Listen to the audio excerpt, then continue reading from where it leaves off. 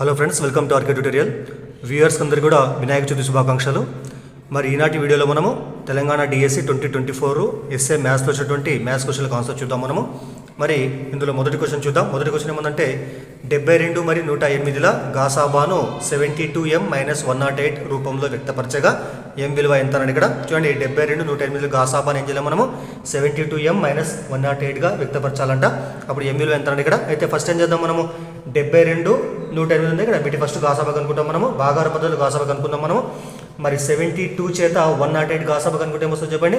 So 72 ఎకం 72 ఇక్కడ మనకి ఎంత ఉంటుంది ఇక్కడ 6 తర్వాత 10లో 3 అనమాట 36. నెక్స్ట్ 72 ఇక్కడ రాసుకుంటాం మనము. 72 ఇక్కడ 36 రేట్లు ఎంత అయిపోయింది 72. శేషం 0 వచ్చింది కాబట్టి మరి శేషం 0 వచ్చినప్పుడు చివరిగా ఏదైతే భాగిస్తుందో దాని ఏమంటారని గాసాబా అంటారు. కాబట్టి ఇప్పుడు గాసాబా ఎంతంటే 36కి సమానం. కాబట్టి 72, 108ల గాసాబా ఎంతంటే 36కి సమానం అవుతుంది అనమాట. మరి వీటి గాసాబా ఎంతకు సమానం చెప్పండి. ఇక్కడ 72m - 108కి సమానం అవుతుంది కాబట్టి దీనికి ఇది సమానం చేసుకుంటాం మనము. మరి 72m - 108 ఈక్వల్ ఎంత ఇక్కడ 36కి సమానం చేసుకుంటాం మనం. ఈ మొత్తం విలువ గాసాబాకు సమానం కాబట్టి 36 అనమాట. దాని తర్వాత ఈ 108 ఎక్కడ పోతే ప్లస్ అవుతుంది కాబట్టి 72m ఈక్వల్ ఎంత వస్తుంది అప్పుడు 36 + 108 అనమాట. ఇప్పుడు మొత్తం కూడితే ఎంత వస్తుంది ఇక్కడ 144 వస్తుంది. So 72m = 144. అప్పుడు m ఎంత అంటే సో 144/72. మరి క్యాన్సల్ చేద్దాం మనము. 72 ఎకం 72 72 రెంట్ల 144 కాబట్టి మనకు ఆన్సర్ అయితే 2 వచ్చింది. కాబట్టి m = ఎంత మనకు 2కు సమానం కావడము జరిగింది. సో m = 2 అవుతుంది అనమాట. తర్వాత రెండో క్వశ్చన్ చూద్దాం. రెండో క్వశ్చన్ ఏమంటే 2/7 అనేది ఏ రకమైనటువంటి భిన్నం అన్నాడు ఇక్కడ. 2/7 అనేటువంటిది అయితే చూడండి మనకి ఇచ్చిన ఆప్షన్ ఏమనంటే అంతమయ్యే దశాంశమా, అంతం కాని దశాంశమా, అంతం కాని ఆవర్తనమైన దశాంశమా. సో ఈ విధంగా అనమాట.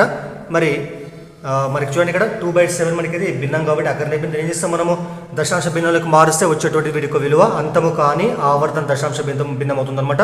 సో ఈ భిన్నం ఏంటంటే అంతము కాని ఆవర్తన దశాంశ భిన్నము, అంతము కాని ఆవర్తన దశాంశ భిన్నం అవుతుంది అనమాట ఇది. సో ఎందుకంటే ఇచ్చినటువంటి భిన్నంలో మనకు హారం ఏముంది ఇక్కడ 7 ఉంది కాబట్టి 7 సంఖ్య ఇక్కడ 7 ప్రధాన సంఖ్య అవుతుంది. 7 హారం ఇక్కడ మనకు ప్రధాన సంఖ్య అవుతుంది. అయితే హారంలో కేవలం 2 కానీ 5 కానీ ఉంటే అదేమవుతుంది అంతమే దశాంశ భిన్నం అవుతుంది. మీకు తెలిసిందే ఇది. ఉదాహరణకు చూడండి ఇక్కడ 7/2 × 5 అనుకోండి. ఇక్కడ అప్పుడు ఏమవుతుంది మనకి ఇది హారంలో 2, 5 ఉంది కాబట్టి ఇది అంతమే దశాంశ భిన్నం అవుతుంది అన్నమాట. మరి ఇలా కాకుండా మనకి ఎందుకంటే 2 కానీ 5 కానీ కాకుండా వేరే ఏదైనా విలువ ఉంటే ఏమవుతుంది అంతము కానీ ఆవర్తన దశాంశ భిన్నం కావడము జరుగుతుంది. కాబట్టి సో 2/7 ఇక్కడ మనకు అంతము కానీ ఆవర్తన దశాంశ భిన్నం కావడం జరుగుతుంది అనమాట. మరి ఎలా కనుకుంటే దాన్ని మనము సో లవాన్ని హారంతో భాగిస్తాం కాబట్టి 7 చేత 2ను భాగిస్తే వచ్చేటువంటిదే ఆ భిన్నం యొక్క దశాంశ విలువ అనమాట. అయితే చూద్దాం ఒకసారి మనము 7 0 0 ఇక్కడ మరి 2 వస్తుంది ఇక్కడ పాయింట్ పెట్టుకుంటే 0 వస్తుంది. 7 × 14 మనకి ఎంత వస్తుంది ఇక్కడ 6 వస్తుంది ఇక్కడ. మరి 6 వచ్చింది కాబట్టి మరి పాయింట్కి మళ్ళీ 0 వస్తే 7 × 56 మనకి ఎంత ఇక్కడ 4 వస్తుంది. మళ్ళీ పాయింట్కి 0 వస్తుంది ఇక్కడ 7 × 5 35 మళ్ళీ ఇక్కడ 5 వచ్చింది. మరి పాయింట్కి 0 కాబట్టి 7 7 49 మళ్ళీ 1 వస్తుంది. పాయింట్కి మళ్ళీ 0 వస్తే 7 ఎక్కం 7 అనమాట. ఇదే విధంగా వస్తుంది ఇది. అయితే తర్వాత రిపీట్ అవుతుంది అనమాట. తర్వాత అది మీకు ఎంత ఇక్కడ మనకి 3 మిగులుతుంది ఇక్కడ. మళ్ళీ పాయింట్కి మళ్ళీ 0 వస్తే 7 4 28 చూడండి ఇక్కడ.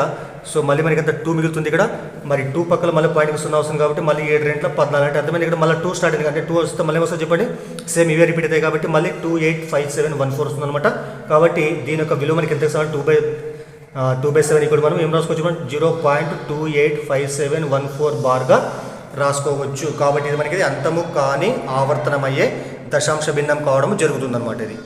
తర్వాత మూడో క్వశ్చన్ చూద్దాం. మూడో క్వశ్చన్ ఏమంటే ఏ సబ్సెట్ బి అయితే a - b విలువ ఎంత అన్నాడు ఇక్కడ. ఏ సబ్సెట్ బి అయితే a - b ఎంత అన్నాడు ఇక్కడ. మరి option a b b - a 5 ఇచ్చినాడు ఇక్కడ.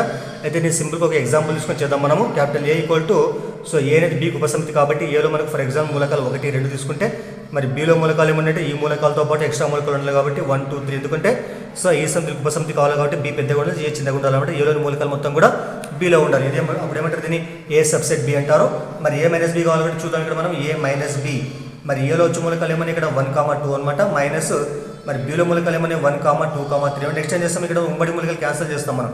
మరి క్యాన్సిల్ చేసినప్పుడు మనకు మొదటి సమితి ఏదైతే ఉంటుందో ఆ మొదటి సమితిలో మిగిలేటువంటి మూలకాలే మనము ఇందులో రాస్తాం. మనం రెండో సమితిలో మూలకాలు లెక్కలోకి తీసుకోమంటాం మనము. కానీ మొదటి సమితిలో ఎటువంటి మూలకాలు లేవు ఇక్కడ కాబట్టి అప్పుడు ఏం రాస్తాం మనం ఎటువంటి మూలకాలు లేకుంటే కాలీఫ్లవర్ బ్రాకెట్ రాస్తాము. ఇది మనకు 5కి సమానం అవుతుంది. కాబట్టి a - b ఇక్కడ మనకు 5కు సమానం కావడం జరిగింది. కాబట్టి అర్థమైంది ఇక్కడ ఏ సబ్సెట్ బి అయితే a - b యొక్క విలువ మనకు 5కు సమానం కావడం జరిగింది. మరి 5 అంటే ఇక్కడ శూన్య సమితి. 5 అంటే శూన్య సమితి. 5 అంటే శూన్య సమితి గుర్తుపెట్టుకోవాలా. A - B అంటే మొదటి సమితిలో ఉన్నటువంటి మూలకాలు మాత్రం మిగిలినవి రాస్తాం మనము. ఇప్పుడు ఉమ్మడి మూలకాలు తీసేసి రాస్తాం. ఇప్పుడు ఉమ్మడి మూలకాలు లేకుంటే మనకి ఏ సమితి అదే సమితి వస్తుంది ఇక్కడ. కాబట్టి గుర్తుపెట్టుకోవాలి. వియుక్త సమితులు అయితే మాత్రం ఏనే వస్తుంది అనమాట అది. తర్వాత 4th క్వశ్చన్ చూద్దాం. 4th ఏముందంటే సమితి ఏలో 8 మూలకాలు, సమితి బిలో 5 మూలకాలు ఉంటే ఏ యూనియన్ బిలో ఉండేటువంటి కనీస మూలకాల సంఖ్య ఎంత ఇక్కడ. అయితే చూడండి, సో మరి సమితిలో ఏలో ఉన్నటువంటి మొత్తం మూలకాల సంఖ్య 8 ఉంది ఇక్కడ. నెంబర్ ఆఫ్ ఏ ఈక్వల్ మనకి 8కి సమానం అవుతుంది. అదేవిధంగా సో బిలోని మొత్తం మూలకాలు ఇక్కడ నెంబర్ ఆఫ్ బి ఈక్వల్ మనకు 5కి సమానం అనమాట. మరి చూడండి ఇక్కడ ఏలో ఉన్నటువంటి మూలకాలు, బిలో ఉన్నటువంటి మూలకాలు రెండు కూడా డిఫరెంట్ మూలకాలు అయితే అంటే వేరు వేరే మూలకాలు ఉంటే అంటే అర్థమైంది. ఏలోని మూలకాలు, బిలోని మూలకాలు వేరు వేరే అర్థమైంది ఇక్కడ. అవి వియుక్త సమితులు అయితే మరి ఏర్పడేటువంటి మొత్తం ఏ యూనియన్ బిలో వచ్చేటువంటి మొత్తం మూలకాల సంఖ్య ఎంతంటే, సరే దానికంటే ముందు మీకు ఏం తెలియదు ఇక్కడ.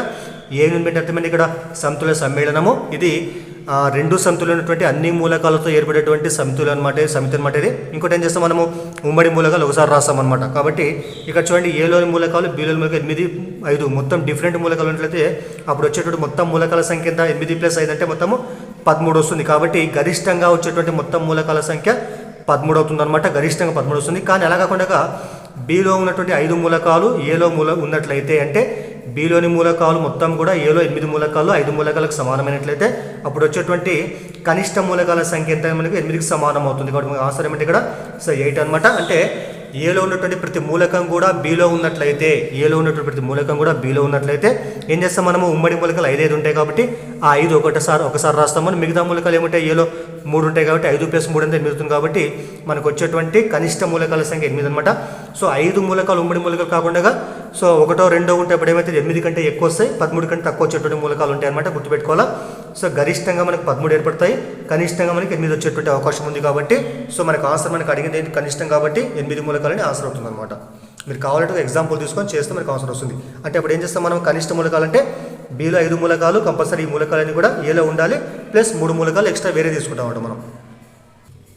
తర్వాత 5వ క్వశ్చన్ చూద్దాం. 5వ క్వశ్చన్ ఏమంటే క్రింది వానిలో రేఖీయ సమీకరణం 2x + 3y = 5కు సమాంతరంగా ఉండేటువంటి రేఖీయ సమీకరణం ఏదన్నాడు.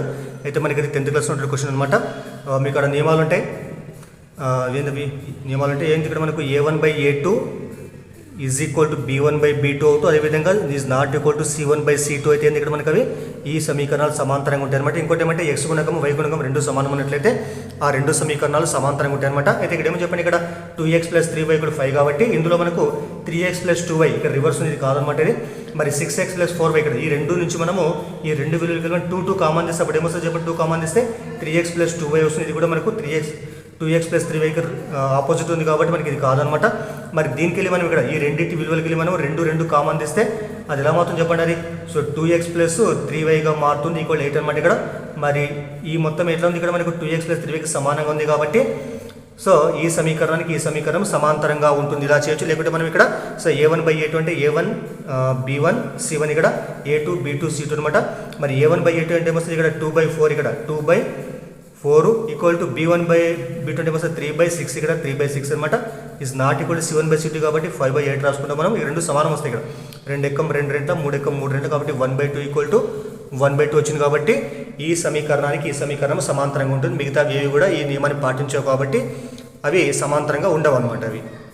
మరి ఇక్కడ మనకి ఈ సమీకరణాలు ఏమంటారు, మామూలు దీన్ని అసంగత సమీకరణాలు అటువంటి అసంగత సమీకరణాలు అంటే అసంగత సమీకరణాలు సమాంతరంగా ఉండేటువంటి రేఖలు ఇచ్చేటువంటి సమీకరణాలు ఏమంటారంటే అసంగత సమీకరణాలని అంటారు. a1/a2 = b1/b2 అయితే ఆ సమీకరణాలు ఏమంటారంటే నాట్ ఈక్వల్ c1/c2 అయితే అసంగత సమీకరణాలు. అలా కాకుండా a1/a2 is not equal to b1/b2 అయితే వాటిని ఏమంటారు, సంగత సమీకరణాలు. అలా కాకుండా a1/a2 = b1/b2 = c1/c2 అయితే ఆ సమీకరణాలు ఏమంటారంటే పరస్పర ఆధార సమీకరణాలు అని అనడం జరుగుతుంది అనమాట. నెక్స్ట్ 6వ క్వశ్చన్ చూద్దాం. 6వ క్వశ్చన్ ఏమంటే ఘన బహుపది x³ + 3x² + 5x + 9 యొక్క శూన్యాల మొత్తం ఎంత అన్నాడు ఇక్కడ. మరి ఇదేంటి మనకి, ఇది ఘన బహుపది కాబట్టి దీని యొక్క సాధారణ రూపం ఏంది ax³ + bx² + cx + d అనమాట. మరి వీటి యొక్క శూన్యాలు మొత్తం 3 ఉంటాయి కాబట్టి వాటిని మనం ఆల్ఫా బీటా గామా అనుకుంటాం. మనము ఆల్ఫా + బీటా + గామా అనుకుంటాం. మరి ఇక్కడ ఏంది వీటి మొత్తం శూన్యాల మొత్తం ఎంత సమయం ఇది -b/x సమానం అవుతుంది. మరి దీన్ని కంపేర్ చేసుకుంటే ax³ + bx² + cx + dతో పోల్చుకుంటే మరి ఏ అంటే మీకు ఎంత చెప్పండి, ఇక్కడ ఏ అంటే దీని గుణకం కాబట్టి 1 ఉంటుంది ఇక్కడ. మరి b అంటే ఎంత ఉంది ఇక్కడ మనకు 3 ఉంది కాబట్టి 3 అనమాట. మరి c అంటే 5, d అంటే 9 ఉంది ఇక్కడ. కాబట్టి దీన్ని మనము సాధారణ ఘనబహుతో పోల్చుకుంటాం మనం. ఈ విధంగా వస్తుందన్నమాట. మరి వీటి యొక్క శూన్యాలు ఆల్ఫా బీటా గామా అని కూడా శూన్యాల మొత్తం అంటే ఈ మొత్తం కలపాలి కాబట్టి ఇది ఎందుకు సమానం, ఇది -b/a సమానం అవుతుంది కాబట్టి సో -b అంటే ఎంత ఉంది, ఇక్కడ 3 ఉంది కాబట్టి సో 3/a అంటే 1 కాబట్టి 1 అనమాట. మరి -3/1 ఎంత సమానం, ఇది -3కే సమానం అవుతుంది కాబట్టి మరి శూన్యాల మొత్తం ఎంత అంటే మనకు -3కు సమానం కావడం జరిగింది. ఇది మనకు ఆన్సర్ అవుతుంది అనమాట. నెక్స్ట్ 7వ క్వశ్చన్ చూద్దాం. 7వ క్వశ్చన్ ఏముంది, ఇక్కడ 2 to the power of 2 + 3 × log 2 base 8 ఉంది. ఇక్కడ 2 to the power of 2 + 3 × log 2 base 8 ఉంది. ఇక్కడ మరి దేనిలా కొంచెం చెప్పండి, ఏ సూత్రం ప్రకారం దీనికి ఒక విలువ ఎంత, ఇది ఏ సూత్రం ప్రకారం ఉందంటే so a to the power of m + n ప్రకారం ఉంది కాబట్టి దీన్ని విడగొడితే ఏమొస్తుంది, a to the power of m × a to the power of n రాసుకోవచ్చు కాబట్టి దీన్ని విడగొడతాం మనము. మరి 2 to the power of 2 అంటే ఏమొస్తుంది చెప్పండి, ఇక్కడ 2 to the power of 2 × 2 to the power of ఎంత ఇక్కడ మనకు సో 3 × log 2 బేస్ 8 అనమాట. దీనికి విడగొట్టిన ఇక్కడ దీని ఇక్కడ ఏ అంటే 2 ఉంది, m అంటే 2 ఉంది, n అంటే 3 × log 2 బేస్ 8 అనమాట. మళ్ళీ ఇంకో సూత్రం మనకి ఏముంటుందంటే మీకు తెలిసిందేది m × log x base a. దీని ఏం రాస్తాం మనము, లాగ్ ఇది పైకి వస్తుంది, దీనికి ఘాతం అవుతుంది కాబట్టి x to the power of m base a గా రాసుకుంటాం మనం. కాబట్టి ఇది అనమాట ఇది. మరి ఇక్కడ దీన్ని కూడా మనం 2/2 అంటే ఎంత 4 వస్తుంది, 2 × 2 అనమాట.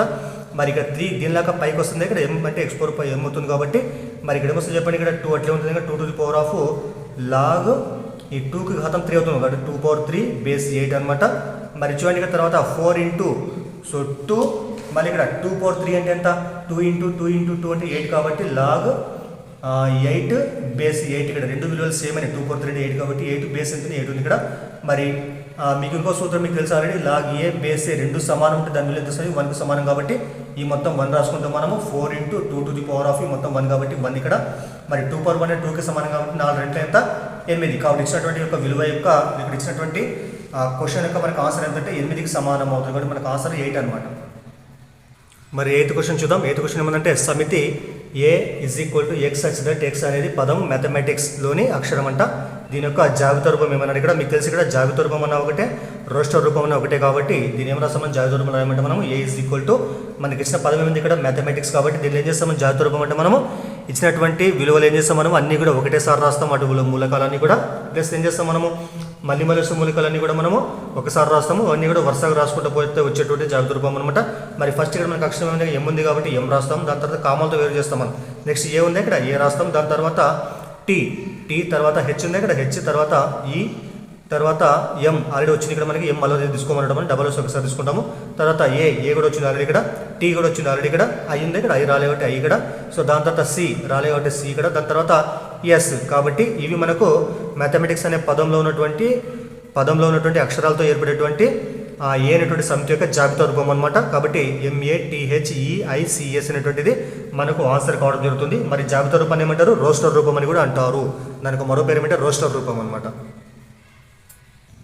నెక్స్ట్ 9th క్వశ్చన్ చూద్దాం. 9th క్వశ్చన్ ఏమంటే సమితి b = a, b, c అనే మూలకాలను ఇక్కడ యొక్క ఘాత సమితిలోని మూలకాల సంఖ్య అంటే ఇక్కడ మరి సమితి b యొక్క a, b, c యొక్క ఘాత సమితి అంటే అర్థమైంది. ఇక్కడ ఘాత సమితి యొక్క మూలకాల సంఖ్య మనకి వచ్చేటువంటి ఫార్ములా ఏమంటే 2 to the power of n అనమాట. ఏంటంటే ఇక్కడ మనకి ఇచ్చినటువంటి సమితిలో మూలకాల సంఖ్య అనమాట, ఇది ఘాత సమితిలో మూలకాల సంఖ్యకు సమానం అవుతుంది. మరి 2 to the power of n అంటే ఏమొస్తుంది చెప్పండి, 2 to the power of n అంటే మనకి ఎంత ఇక్కడ ఎన్ని మూలకాలు మొత్తం 3 ఉన్నాయి కాబట్టి 1 2 3 కాబట్టి n అంటే 3 తీసుకుంటాము. 2/3 అంటే ఎంత మనకు 2 × 2 × 2 కాబట్టి సో 8 వస్తుంది. కాబట్టి మనకు ఆన్సర్ ఏమవుతుందంటే సమితి a bలో ఉన్నటువంటి మూలకాలు 3 అయినట్లయితే వాటికి వచ్చేటువంటి ఘాత సమితిలోని మూలకాల సంఖ్య మొత్తం మనకి 8కి సమానం అవుతుంది. సో ఘాత సమితిలోని మూలకాల సంఖ్య ఎంతైతే ఉంటుందో అదేవిధంగా ఉపసమితిలో ఉన్న మూలకాల సంఖ్య కూడా అంతే ఉంటుంది కాబట్టి ఉపసమితిలో మూలకాల సంఖ్య కూడా మనకు 2/n సమానం అవుతుంది. ఆ రెండు కూడా సేమ్ ఉంటాయి అనమాట, గుర్తుపెట్టుకోవాలా. 2/3 మనకు ఆన్సర్ అవుతుంది. సో 2/n ఇది మనకు ఘాత సమితిలో మూలకాల సంఖ్య కావడం జరుగుతుంది. సో నెక్స్ట్ 10వ క్వశ్చన్ చూద్దాం. 10వ క్వశ్చన్ ఏమంటే ఘన బహుపది x³ - 3x² + 4x - 4 యొక్క ఒక కారణాంకం ఏమన్నా ఇక్కడ మనకి ఇచ్చిన ఆప్షన్ ఏముంది, x - 2 x - 3 x - 4 x + 4 ఇచ్చిన ఇక్కడ మరి ఇచ్చినటువంటి దాంట్లో మనం ఏదో ఒక విలువ ప్రతిక్షేపిస్తే వచ్చే విలువ మనకు 0 వస్తే అది మనకు శూన్యం అవుతుంది అనమాట. సింపుల్గా చేద్దాం మనం, దీన్ని మనం p(x) అనుకుందాం మనము. సో p(x) ఏమొచ్చినట్టు ఇక్కడ x³ - 3x² + 4x - 4 అనమాట. ఇక్కడ మనకి x - 2 x - 3 కాబట్టి దీన్ని చేస్తాం మనము x - 2 అయినట్లయితే మరి x - 2 = 0 అయితే అప్పుడు x ఏమొస్తుంది చెప్పండి, 2 అక్కడ పోతే +2 కాబట్టి అంటే x ఉన్న అక్కడ 2 రాస్తామంట. మరి +4 అంటే ఏం చేస్తాం, x ఉన్న అక్కడ -4 రాసుకుంటాం మనం. కాబట్టి ఆ విలువలు ప్రతిక్షేపిస్తే మనకు శేషం 0 వస్తుంది, శూన్యం అవుతుంది. కాబట్టి మరి p ఫస్ట్ రాద్దాం మనము x - 2 కాబట్టి ఇక్కడ x అంతా మనకి 2కి సమానం 2 రాద్దాం. ఇక్కడ మనము x ఉన్న +2 రాస్తాం వస్తుంది 2³ - 3 × 2² + 4 × 2 - 4 అనమాట. 2 క్యూబ్ అంటే ఎంత 8 వస్తుంది. ఇక్కడ మైనస్ ఇక్కడ 4 3 = 12 ప్లస్ 4 2 = 8 - 4 అనమాట. మరి చూడండి ఇక్కడ 8 + 8 + 8 + 8 ఎంత +16 అనమాట. మరి -12 - 4 ఎంత -16 కాబట్టి మనకు వచ్చింది ఇక్కడ 0 వచ్చింది ఇక్కడ. సో P(2) = 0 కాబట్టి ఇచ్చినటువంటి ఘన బహుపదికి x - 2 ఒక కారణాంకం కావడం జరుగుతుంది. కాబట్టి ఫస్ట్ మనకు ఆన్సర్ ఉంది కాబట్టి సో మిగతావన్నీ కూడా మనకు శూన్యాలు కావన్నమాట. కాబట్టి x - 2 మనకు దీనికి శూన్యం కావడం జరుగుతుంది. సో ఇవి మనకు కొన్ని క్వశ్చన్లు అనమాట. తెలంగాణ డిఎస్సి 2024 వచ్చినటువంటి ఎస్ఏ మ్యాథ్స్ క్వశ్చన్ అనమాట ఇవి. సో దయచేసి వీడియో పేపర్తో లైక్ చేయండి, అదేవిధంగా ఛానల్ సబ్స్క్రైబ్ చేయండి. సో ఇదే పేపర్లో మిగతా క్వశ్చన్ ఏవైతే వాటికి ఆన్సర్ మనం మిగతా వీడియోలో చెప్పుకుందాం మనము. Thank you.